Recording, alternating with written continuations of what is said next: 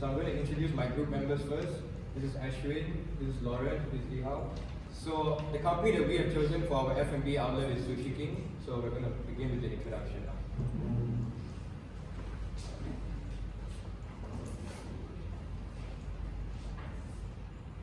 So for the introduction of Sushi King, Sushi King is being established in 1995 by Dato Sri Fumihiko Nisha, and he is a Japanese-born businessman and started the first single outlet in Kuala Lumpur. And Mr. Dato Sri Dr. Fumihiko is the first that introduced sushi on a conveyor belt. It can help the customers to get their desired sushis without having to wait for a long time to get their order to being served. Next. This is the Sushi King Awards. Sushi King has been stated in the Malaysian Books of Record list in 2017 as the largest halal Japanese cuisine restaurant, and he has received 4 years of continuously Super Golden Bull Awards from 2009 to 2012. Super Golden Bull Awards is actually awards that are being given to extraordinary small and medium enterprise that are doing well in the market. And for the 2008, they have also achieved the 2008 certifications of ISO 22000. This is food safety management that can help to ensure the quality of their food, so that the customer that eat in Sushi King does not need to worry of the quality of the food being served. Next. This is a competitor of the Sushi King, which is Sushi Tei, Sushi Mentai, and Eon Sushi Bites. Next. Now we will play a video of Sushi Kings.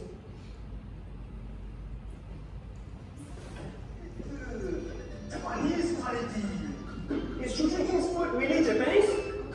Yes, definitely. All our food is developed by Japanese master chef for authentic taste. Most of our core ingredients also come from reliable Japanese suppliers, and we are in fact the largest importer of such ingredients in the country. Neta, fresh seafood. Where does Sushi King's seafood come from? All our seafood is carefully selected by our experienced Japanese procurement manager from trustworthy suppliers around the world. We are also the only Japanese restaurant chain that operates our own climate control warehouse and trucks to ensure freshness. Sherry, rice seasoned with vinegar. What rice does Sushi King use?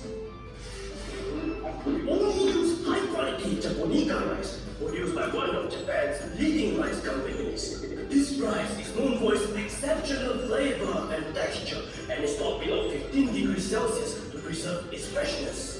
To make our delicious sherry, we season the rice with premium sushi vinegar from one of Japan's oldest producers. Anjino Sendo, safety and freshness. Hello? How does Sushi King ensure the safety and freshness of sushi on the conveyor belt? We mainly use our time-check system to track each dish placed on the kaiten belt, which is inspected and removed by our managers at regular intervals. We also use our new automated RFID tag system to electronically monitor and remove each dish. Furthermore, we test all ingredients in our food laboratory and are one of Malaysia's top restaurant chains with full ISO 22000 certification. History, Japanese quality, fresh seafood, rice seasoned with vinegar, safety and freshness. As Sushi King, we are proud of our 5 pillars that embody our new look and promise of smiling served fresh. Yo! Please enjoy your meal. I hope you all enjoyed the video. So my name is Louis, and this is a summary of the past. So moving on to political. Okay, so first one we have is halal status. So halal status is something that is extremely important in a country like Malaysia. The first obvious reason is because 69% of the population are Muslims, and ever since we achieved our independence in 1957, the country has been led by Muslims, and a majority of the seats in parliament are occupied by them as well.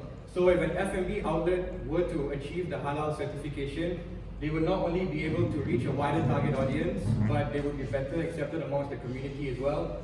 So in terms of Sushi King, they received their halal certification in 2017. So this already puts them at an advantage compared to F&B outlets that do not have the halal certification. Moving on to the second part of political is the plastic straw policy. So in 2019, the government banned all F&B outlets in Selangor from providing plastic straws. So why would they do such a thing? Well, our country has a waste problem. So things such as plastic, they only end up in landfills, and as you all know, plastic takes a long time to decompose as well. So how can this policy help us? Well, it would help the government to control environmental pollution, and how Sushi King can help achieve this policy is by providing plastic or bamboo straws in their outlets. So the next part is economy. So as you all know, the government had GST implemented before this, whereas now we're using SST. So the main difference between the two is that SST is single tax orientated, whereas GST was multi-tax, so it tends to leave a burden on the consumers. So for Sushi King, they will be affected by GST because they are selling food to consumers. Moving on to the inflation rate, in 2018 we had a 1.0 inflation rate. However, in 2019 it increased to about 1.6 to 2%. And the reason the inflation rate increased is because of the trade war going on between US and China. Moving on to social culture. So the first point I have is health conscious people. So as you can see here, as from an article from the Star, it says that Malaysians are moving towards healthier diets. Now, if you look at the chart over here, I know it's a bit blur, but all of those foods over there are below 100 calories. So Sushi King's dishes should automatically appeal to Malaysians because they're not only low in calories, but they are high in protein as well. Second point is food culture. So if you can see the chart below here, 69% Muslims, 22% Chinese, and 6% Indians. Now for Muslims and Indians, they cannot eat pork, and Indians cannot eat beef. So the fact that Sushi King's dishes are mainly only fish, it is only fish, so they can perfectly cater towards all Malaysians and everyone can have their meals. The last part is technology. So as you guys saw in the video before this, they have a freshness control system. So this ensures that all the food is on the conveyor belt. It is taken off from time to time to ensure the freshness of the food. In some outlets, they use iPads to replace actual waiters that take your orders. So this is a very good move because everything we do these days revolves around technology. So this is a good addition. And also you can pay with Samsung Pay or PayWave. The society nowadays is moving towards a cashless method. So this is one part of the technology things that they implement. And customers can give reviews on online platforms like Zomato. So if you have never been to Sushi King, or if you are a foreigner that's coming down here, you are able to go to websites like this to see the experience of other users that have dined at Sushi King before. Now I'm going to explain the SWOT analysis. So for the strengths, obviously like I mentioned just now, the halal certificate. Second, adapting technology, which is iPads and the conveyor belt. The third is established brand in Malaysia. They have 135 outlets and they are further expanding. They also have an application on iOS and Android. So how is this a strength? Well, users can check latest promotions, or they can check their points from the application itself. And the ingredients from Sushi King's dishes come directly from Japan and Norway. The weaknesses is that some items may be pricey for some people. So obviously, if you think about it as the amount of how much you pay for sushi, as where you might go to somewhere else, you could get more value for money at another place. And the second weakness is some outlets are small in size, particularly the ones at Ampang Point and Jaya 1. So as you can see by the review here, the person said that there are limited seatings and they can't imagine the crowd during peak periods. So some outlets have limited seatings and that could be a problem. For opportunities, they obviously can expand more outlets throughout Malaysia since they are already such an established brand, so they should not have any issues with that. And to affiliate with GrabFood and delivery, they already have a partnership and they already deliver via Foodpanda, so they should definitely explore the opportunity of GrabFood as well because there is a big majority of Malaysians that use GrabFood. Moving on to threats, so competitors like Sake Sushi that offer dishes at lower prices and other restaurants located nearby. So like if Sushi King is at a mall, the likelihood of there being a McDonald's or having a Nando's around the same area is very high. So those restaurants could take away their potential customers. That is also a threat. Now I'm going to pass it to Lawrence. Morning, my name is Lawrence.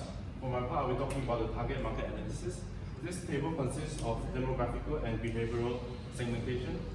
There are 3 stages in this table, which is the first stage, which is the age 18 to 25, with male and female. Basically, students, interns, executives, and freelancers. With the income level of 950 to 2006, their loyalty status are switchers. The target audience is interested in sushi and raw food. The benefit slots are affordable and discounts, and the usage rates are medium. The second stage to this is that for 26 to 35 years old are mainly professors, assistant managers, and managers with a salary of 2008 to 10,000. Their loyalty status are shifting, and they are aware of their products. They mainly focuses on good quality and quantity and convenience. For the third stage is 36 to 40 years old, mainly businessmen and CEOs and directors with a 10,000 to 30K salary range. Their loyalty status is split, and they are aware of their product as well. They mainly focus on premium and good quality and fast service. These are some customer profiles that we have created based on the table. The first profile is based on stage 3, Alex. He is a businessman with a salary of 18,000. His characteristics is outgoing and his loyalty status is split. The second one is Muhammad Ali. He is from second stage. His occupation is a professor with a salary income of 5,005. He is a food enthusiast, and his loyalty status is shifting. And from the first stage, Sabrina, she is an intern with an income of 1,002, and she is adventurous, and her loyalty status is switcher. And this is the Sushi King slogan, which is smelling, served fresh. For my next part, I would like to pass it to my groupmate Ashwin. Good morning, my name is Ashley, and I would like to present on the product strategy. So I would like to start from the product strategy consists of 3 parts, which is core benefit product, augmented product, and total product. So I'd like to start with total product. So for the first part of total product is customer service, where customers can provide their online review, and they also can do online inquiry. And the next part is service. Payment can be made through online and also credit card, where customers don't have to carry much cash with them. The next part is delivery. So Sushi King, the affiliates with Food Panda, where the Food Panda.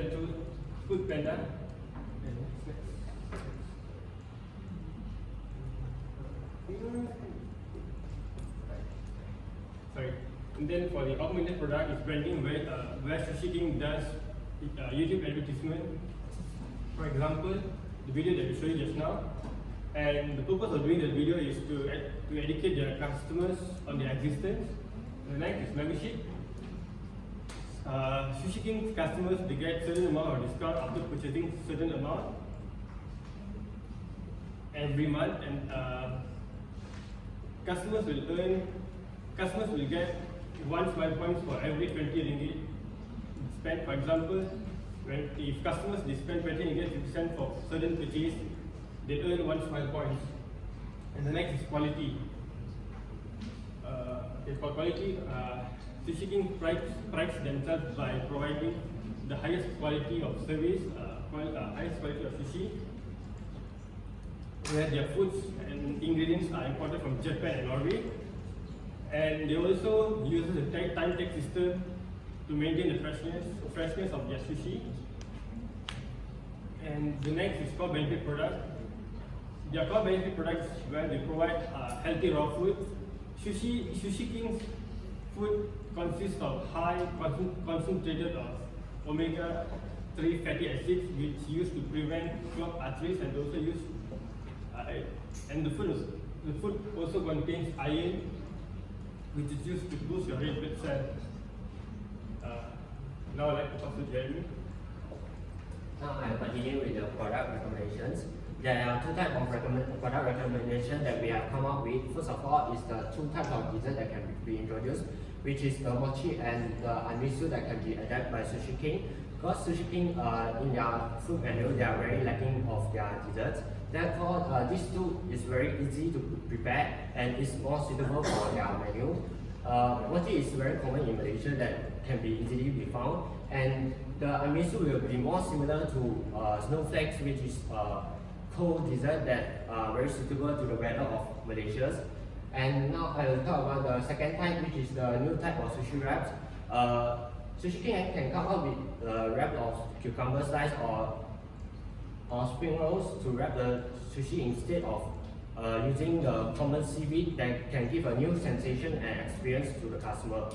Now I pass to my next colleague to continue the next part.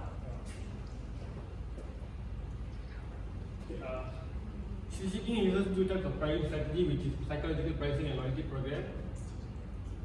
Okay, for loyalty program, customers to get surprise rewards throughout the year where they can enjoy Sushi King's promotion, and the customers also will receive birthday rewards consisting of 200 smile points and also a cake. For psychological pricing, they set prices slightly lower than rounded numbers. For example, their mixed bento is sold at 16 ringgit 90 cents, and their egg salad is sold at 7 ringgit and 90 cents.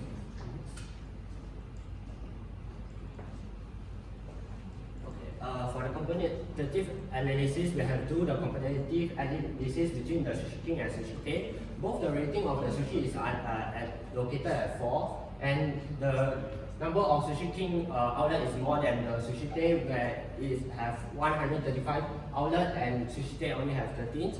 The reason that Sushi King prices is higher than the Sushi Tei because they are selling at premium prices that does not lower their quality of their products that suits the customer. We would like to recommend Sushi King to use two types of pricing strategy, which is periodic discounting and random discounting, and also premium pricing. Okay, like for example, periodic discounting can be used during festive seasons, such as Christmas, Chinese New Year, and Deepavali, and also during public holidays. And for the premium pricing, the reason why we recommend Sushi King to use premium pricing because Sushi King, they provide the highest sushi. They provide the highest quality of sushi. Okay, so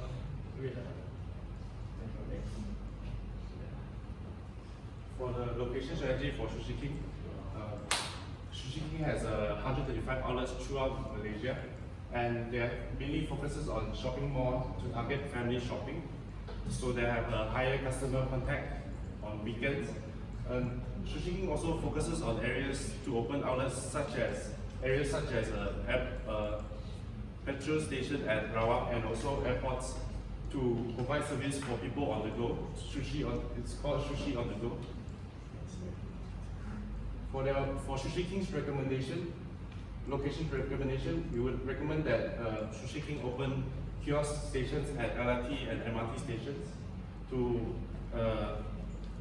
provide a fast service for people on the go who are going to work and needs a quick bite. And Sushi King should also make outlets at nearby areas such as college and universities, as university students are currently at a higher spending power. Sushi King also aims to have approximately 200 outlets by the year 2021. So Sushi King should emphasize on opening more outlets in new malls throughout Malaysia. For my next part, I'll pass it back to my colleague Louis. Now we're moving on to the last part of promotion. So these are the current promotion strategies that Sushi King uses. The first is digital advertising through Facebook. As you can see here, they're promoting that kids eat for free with a minimum purchase of 120. And the next promotion strategy that they are using is public relation strategy. Now this strategy is very useful because it can target the older generation that is not on social media, so they will be able to be aware of what Sushi King is doing in this year. And the next one is our promotion recommendation. So we feel like since Instagram is being used more often right now, and there is a wide target audience as well, So they can have a collaboration with a social media influencer that promotes food on their page. So as you can see here, we took the profile of Carol. She has 61K followers, 10K likes per post. And if you look at the previous slide before this, the Facebook post only had 150 likes, whereas the Instagram one, if she were to post something about Sushi King, it would achieve 10K likes, which is a big difference. And the second improvement is on the membership program. Tailored promotions, what I mean is something similar to Zalora. So if the customer is a member and they can see that he prefers to eat dishes that are mainly salmon, so they can send him promotions via SMS or email for salmon dishes. And the second improvement is a 5 to 10% rebate on extra discount. So this type of improvement on the membership program will motivate customers to come back and spend more at Sushi King. And that is all from us. Thank you. Okay.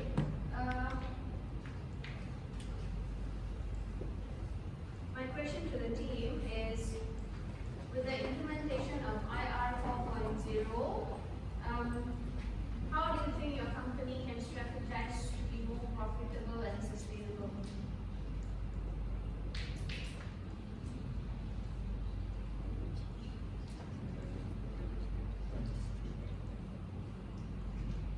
So like the industrial revolution, so since it is moving more towards artificial intelligence, right?